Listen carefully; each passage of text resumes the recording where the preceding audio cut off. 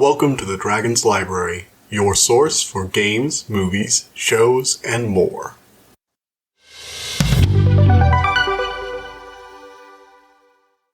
Hello everybody, welcome back to the Dragon's Library.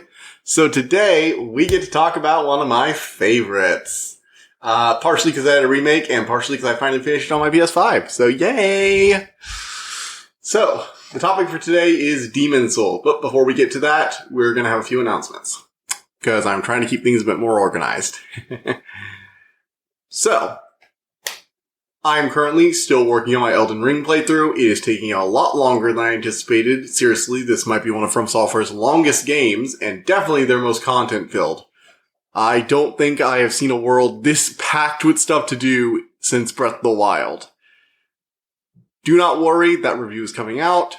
It's going to be a blast. Do look for that in the future. I'm not sure when. I'm really trying. If you want to keep track of my progress, though, I've been releasing some videos on my YouTube channel, link in the description, and you can check that out. You know, keep up to date with my latest playthroughs of games.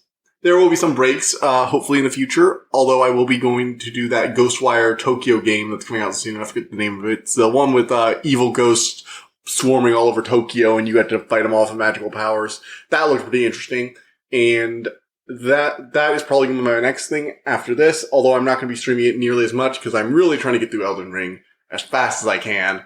But it is a From Software game, and it is heavily resistant to that kind of force. In addition to that, we also have a Pixar movie coming out soon. Turning Red looks great. I really like the cool idea of, like, you know, teenage girl turns into a raccoon whenever she gets stressed. That seems like a fun premise. Pixar's going to do great with that. I can just tell. It looks like one of their better works. At the very least, it looks like it's going to be fun. Either it's going to be amazing or it's going to be fun. One of the two. Either way, I'm going to have a great time. So, that's all our announcements for now. On to the review. Today we are going to be reviewing the Demon Souls remake for PS5. Specifically the remake because there are actually some key changes that change the gameplay, or at least the experience, in a few key ways. First off, though, I think it's best to give my perspective on the game, and the original game and its subsequent spiritual successor series and all of From Software's other works. I'm a huge From Software fanboy. I will freely admit that. Do with that information as you will. That's not to say I cannot be critical of their games. The shitboxes in those games can be very annoying, and some of the techniques they pull out can be more cheap than challenging difficulty. The Anne Orlando archers spring instantly to mind, as do a handful of things in the latest Elden Ring game. I will have a few complaints for that, but I know I just need to get good, so. Anyway, my experience with the Souls series, Demon Souls, for those who don't know, Demon Souls was sort of the spiritual predecessor to the Dark Souls series, Dark Souls 1, 2, and 3, as well as Bloodborne, which is also kind of a spiritual successor to Dark Souls. In fact, they're so closely related with so many references to each other that there are actually several theories about a shared timeline, with Demon Souls in the beginning, Dark Souls in the middle, and Bloodborne at the end. Those are pretty interesting. If you want to learn more about the lore of Dark Souls games and Demon Souls, I would highly recommend checking out VatiVidya. I will put a link for him in the description of both the podcast and the YouTube video. Check him out. He's a great guy, does great content. I would highly recommend him. Seriously. I even have a display poster for him in my room, because he has good artwork too. Go figure. But yeah. So, Demon Souls is kind of one of those games I have a lot of experience with. Mostly because I bought a old PS3 for like cheap on eBay, one of like the original release ones that don't go for a lot these days. I think I paid like $50 for it. And then I grabbed Demon Souls on a bargain bin for like $10 at a play and trade. So I got this stuff for really cheap, and I was just like, hey, let's play Demon Souls. Now, unfortunately, I played Demon Souls after the servers went down. That happened in February of, I want to say, 2019. They took down the servers after years of them being gone. I think the game was released in like 2009, 2008. So that makes sense. I don't like it, but I understand it. As a result, though, I missed out on some interesting elements of Demon Souls, specifically the multiplayer, which actually affects a single boss fight. One of the end bosses of one of the 5 worlds is a sort of multiplayer fight where the multiplayer adversary takes over the boss with an extended health bar, and you have to fight them. So I never got to experience that. Instead, I got like a AI-controlled version that wasn't as challenging. In the new remake, though, I have been able to experience it, and it is pretty interesting. All in all, though, Demon's Souls was my 4th game of the series, and it's definitely rougher compared to it. The bosses are more reliant on some gimmicks or secret weaknesses than strong AI and movesets. So let's get into the remake and what it does change. So, Demon's Souls Remake mostly just adds a handful of quality of life benefits. For example, in the old games, when you were when you were rolling, you could only roll in one direction, but now you can roll in any direction 360 degrees instead of one of 4 directions, which allows you to more easily evade boss maneuvers. This game also just looks gorgeous. I have to say that right about it. The biggest change this is a full-on HD upgrade in the graphics. And I will say, it is beautiful. Now, one thing I was actually worried about with an HD update is the fact that, see, Demon's Souls is a PS3 game going for really big, intricate environments. And as a result, one of the design constraints was they used a lot of fog to obscure the fact that most of the textures weren't constantly loaded in.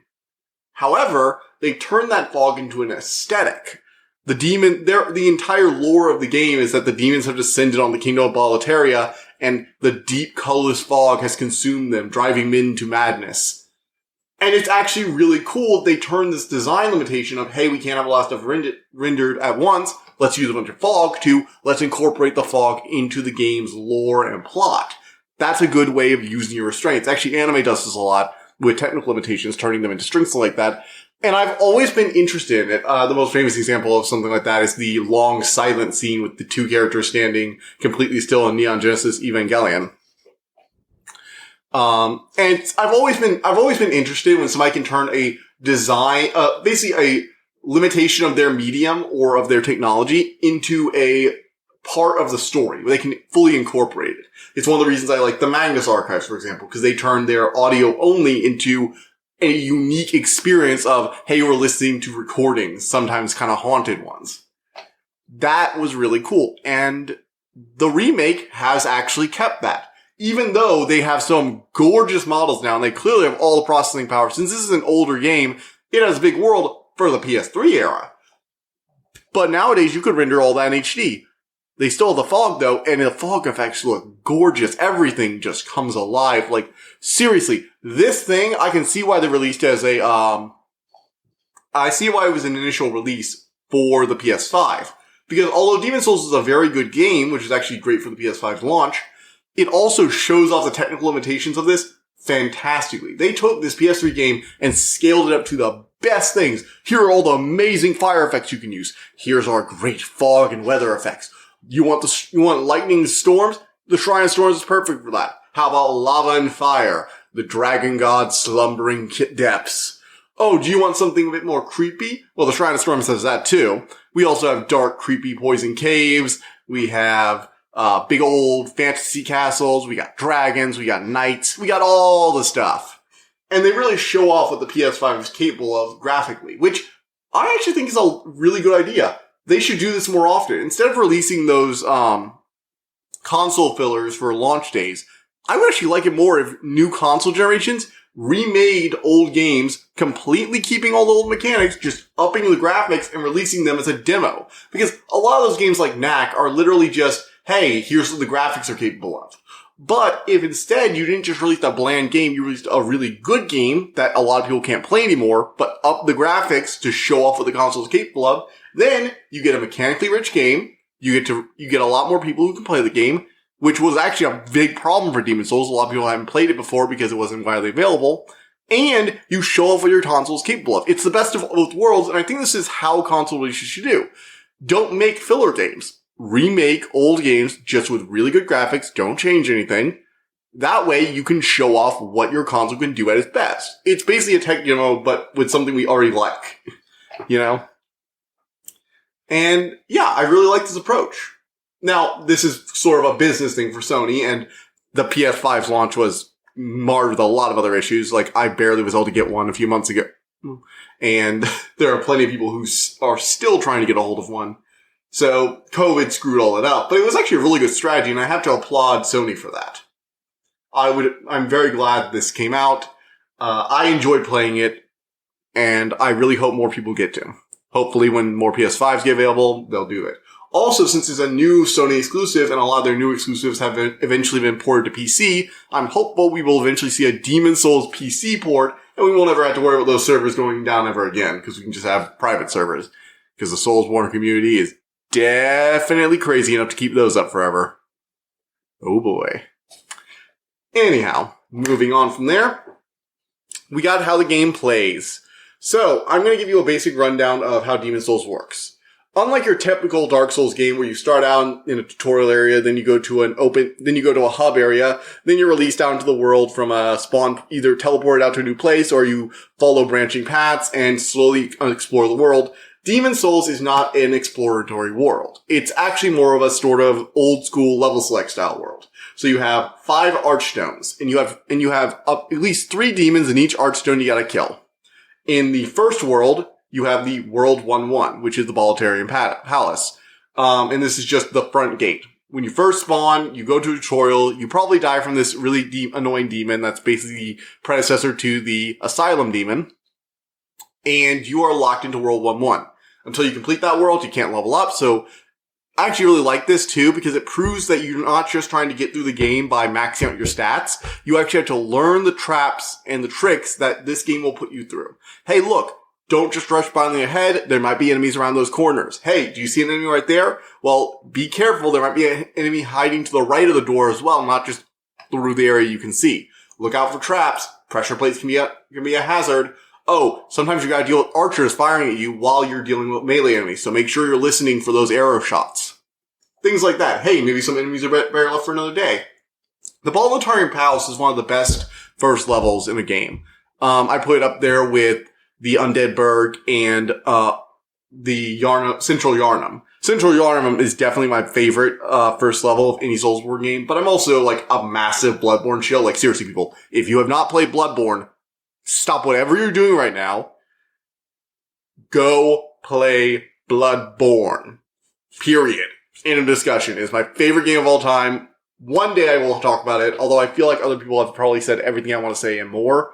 In fact, if I wanted to do a review, it'd probably just be like, hey, guys, do you want to know about Bloodborne? Go watch H. Bomber Guy's review of Bloodborne. It's way better. Like, why is Bloodborne genius? That video is amazing. It says basically everything I want to say about Bloodborne, and even articulates some things I didn't know how to put into words. So, he's great. But, yes, I have a very strong opinion about the Souls series. It's one of my favorite series of all time. I really found the sort of love for overcoming the immense challenges it provided. And it just was a series I just can't express how it just trapped me. I don't know. Alright, with that sidetrack over, we'll move on to this. So, after you do that, you defeat the first boss, Phalanx. He's a guy he's basically an old archer hiding behind a bunch of hoplite shields, but he's turned into a demon who's basically an example of his cowardice, so he's just a giant blob now. You can find, you will find messages from a lot of other players saying, hey, use fire, because fire is his weakness. You'll find plenty of fire on the level, which is, teaching the player to utilize the weaknesses of each boss. Well, after that, you're free to explore the world. And I would like to say the other bosses prove a challenge. But I'm a magic user. And there's one dirty little secret you need to know about Demon's Souls. They didn't know how to balance magic yet. Seriously, if you're a magic user, you can just spam your soul ray to your heart's content. There are plenty of ways to rejuvenate your soul with crescent weapons, which you can grab early from the Shrine of Storms. And I wouldn't say the game becomes a cakewalk, but you definitely can utterly trivialize some bosses. For example, there's a really powerful boss called Flameworker. He's the second boss of the second world. And you can just utterly wreck him with magic. And he's supposed to be a really hard encounter because he has this passive fire effect and AoE attacks, and he's really aggressive by Demon's Soul standards. But you can just spam magic attacks and he just falls over because he's super weak to magic. If you have this fire resistant shield too, I didn't use it, but if you have that combined with magic, you can literally just trivialize him because you can block all his attacks. It's really dumb. There are a lot of other ways you can just break bosses over your knee. It's a little dumb at times, but hey. It was the first time they ever did a game like this. They're a little stumbling as expected. I should probably also get into the way the levels are structured. See, there are the 5 archstones, and after you beat World 1-1, you unlock World 1-2, World 2-1, so 1-2, 2-1, 3-1, 4-1, and 5-1. And whenever you complete stage 1 of each world, you get the next stage. So the way the game is structured is that the second stage is supposed to be harder than all the first stages of all the worlds. So you're encouraged to spread out and not go through any world all at once. If you try that, you're going to run into some really tough enemies. Now, it's not to say you can't. In fact, there are actually a lot of rewards for that. And there are a lot of cool things you can do, too. For example, there's a Crescent Falchion that's one of the best weapons that's hidden in the first stage of World 4.1. However, the skeletons there are some of the hardest Stage 1 enemies. So, you can also go into 5.1 to get a Blessed Mace. It does magic faith-based damage, but any build can essentially use it. And the blunt damage combined with the magic damage is really effective against skeletons. That weapon is super effective at dismantling the skeletons, helping you get to the Crescent Falchion, which can help you in other levels. However, that means you have to go early into the poison level with hazardous drops. And essentially you have to make suicide runs for the hammer. Also, you can go into other places, like you can go to the Stonefang Tunnel world in order to get fireball magic to throw at the people, or fire sprays and stuff like that, which could be very useful. Or you could head to the Tower of Latria to get unique spells if you're looking for that.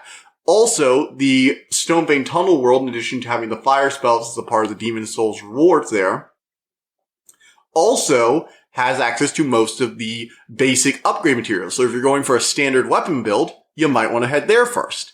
There are basically just lots of different ways you can plot your route in the game depending on how your build is. And I really like they encourage you to take these different routes. There are genuine encouragements in place. Hey, do you not like this world? Well, you can go to this world first and get a weapon that'll make the other world you have a hard time with easier. There are systems in place to counterbalance them. I almost like to think about it like a Mega Man boss style thing, where the first one you take out, you have to take out almost on your own. But then you can plan out how to tackle the next one based on their weaknesses in order to make them slightly easier. It's a really cool way to do it. And I just think it's something that they've never really repeated. Which is kind of a shame, because I really like the old level select style of world building. Don't get me wrong, I like as much as anyone else the Elden Ring styled massive open world with hidden secrets. But I also kind of miss the days where you just selected a level and ran through it. And Demon Souls actually has a lot of strong level design. In fact, I'd say some of Demon Souls levels are some of its strongest points. Levels, World 5 accepted, of course. The Shrine of Storms is this genuinely treacherous, high-octane race against skeletons with manta rays peppering you with ranged attacks in the distance. There are the Reapers, which, while annoying, do actually present a pressuring challenge, which can be a bit different. See, Demon Souls didn't have a singular healing item like the Estus Flask. You have grasses, and as a result, those grasses basically give you almost infinite healing. If you farm enough grasses, you can basically heal through anything. So as long as no one encounter kills you, you can essentially heal from it. There's no attrition, essentially. But the Reapers, by respawning enemies, put attrition on you because you don't have infinite healing, you just have a lot of it. Which I actually like. Different worlds test you on different things. However, like I've been saying, my biggest complaint always with the old Demon Souls was World 5. There was this massive poison lake, and it was the first From Software poison lake, for those of you who imagine Blighttown, but you have no rusted iron ring, and instead of fat rolling in the swamp, you cannot roll at all, and when you try and roll, because, your entire muscle memory is when an enemy swings his sword, I dodge, you do a staggered animation that makes you even more vulnerable to their attack. Yes, it was evil. Oh, also it's pitch black and you can't see anything. Oh, and there are massive walls and you have to find the secret way around it. And the entire time you're getting poisoned and stabbed by things. If you don't have a ranged weapon in this place, you are going to suffer. Like, seriously. Another thing Demon Souls is different. You need either a bow or magic. You need one of these two things to get through the game. If you try and do a melee only build, you are going to have a really bad time. Do not be afraid to get ranged. But yeah. All in all, though, I'd say I really like Demon Souls. It's a unique take on the Souls formula, and a lot of the boss designs are very interesting. You have things like the Dragon God, which, didn't work out, but it was interesting. It's this kind of stealth. You have to break pieces of rubble in order to fire these ballistas in order to stun him so you can kill him easily. Now, I'm not a huge fan of that fight, but it was very inventive. I don't think they should have tried it again with the Bed of Chaos, but that's just my problem. You also have things like the King of Storms, where you have to get this, where you can either fight it at a distance using ranged, or if you're a melee build, You get to have fun because you can go run to this sacred sword in this place, take it out of the ground, and start slashing them down with blades of wind. There's also an enemy that can only hear you by sound. And his weakness is there's a ring that turns off all the sound that you make, and you basically just can swat him, run away, swat him, repeat. Now, if you don't use that ring, he's an actual pretty hard challenge. Very much like him. All in all, Demon's Souls is an interesting relic of the Souls series. It shows the growth of From Software and Miyazaki into the game designers we know them now. This is where they started. Dark Souls is where they matured. Bloodborne is where they perfected. Elden Ring is where they ascend to freaking godhood. I mean that literally. For those of you who have played it, you know what I'm talking about. Demigods, baby! But, yeah. I have a soft spot in my heart for Demon's Souls, and I did enjoy being able to use the online elements I didn't get to interact with. Also, I do have a private confession. See, there's this enemy called the Old Monk, where you get invaded by an NPC player, and that's the boss. It's one of the archdemons of that world. And the idea is that this one of the demons is a golden robe that wraps itself around the head of an invading NPC, because that's the actual demon all along, and it corrupted a king there in Latria. Well, if you place your summon sign in the that world, you can get summoned for the boss. Now, I was trying to actually fix my world's world tendency, which is a whole other mechanic I'm not going to get into. There are some interesting tendency mechanics based on how good or evil you've been acting that kind of cut you off, but I'm not going to get too much into that. The point is, I do something very evil, and I need to admit to it. So, there's a spell called Firestorm, which causes pillars of fire to interrupt. And you get summoned before they enter the arena. So what I did was I stood right next to the door, and as they were walking through the door in an animation they could not cancel, I started Firestorm and instant killed them. I did this 3 times. I feel kind of bad about it, but it was also hilarious to watch. If I can find footage for it, I will probably put it in the YouTube video under this part, so look for that. I'm going to try and actually make the video sections of these reviews in the YouTube version a bit more visually interesting, because I've been mostly just pasting segments without, selecting them. So I'm going to try and do some actual more detailed editing to look for in the future. Anyway, I think this is a very faithful remake of Demon's Souls. It changed a handful of things, like giving you a rusted iron ring variant that lets you run in water. But that was just a quality of life improvement in my opinion. Everything else is graphical, fixing a handful of AI bugs, fixing a handful of infinite item duplication bugs. And yeah, I think this is probably one of the best games on the PS5 right now. Actually, aside from Elden Ring, it probably is the best game on the PS5. Well, maybe that's Sony Spider-Man thing.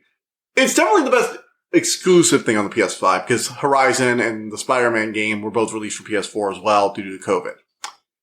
I'm not sure it's worth buying a PS5 for. I would more say wait for other things to come out. I bought a PS5 because I wanted to play Elden Ring and Horizon on it. I wanted to experience those games as they were meant to be played, not on their downgraded PS4 versions. But if you're willing to wait, just wait a few years. This is going to be a game that people are going to be playing for a while. People really miss Demon's Souls server, so I can imagine people are going to be doing it. And the thing about Demon's Souls is, it's one of those games that I actually enjoy doing New Game Plus multiple times with. Whenever I want to do Demon's Souls, I don't usually make a new character. I just grab my old character, go into New Game Plus on whatever world I conquered, and say, alright, let's run around the Archstones again. Sounds like fun. And it has a very arcadey feel to it. So I'm going to give this a 9.9 out of 10. Demon's Souls is not a perfect game. Not even close. But this remake sets out what it sets out to do. There are a handful of problems, they didn't fix the pure blade stones still dropping from one enemy that you had to farm for weeks on end. I'm not sure I'm going to 100% this game because that achievement is BS. But guess what?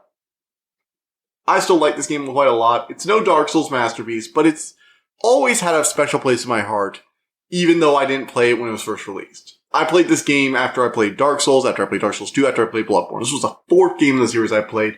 And yeah, it deserves that 9 out of 10. This remake, fantastic. Check it out. Alright, that's the review. Aside from this, I think that's going to be it for you guys. I'm going to see you guys soon. We have a lot of things coming up. I am working on a lot of stuff. Very busy. Quite frankly, trying to get through Elden Ring and getting these reviews out has been exhausting.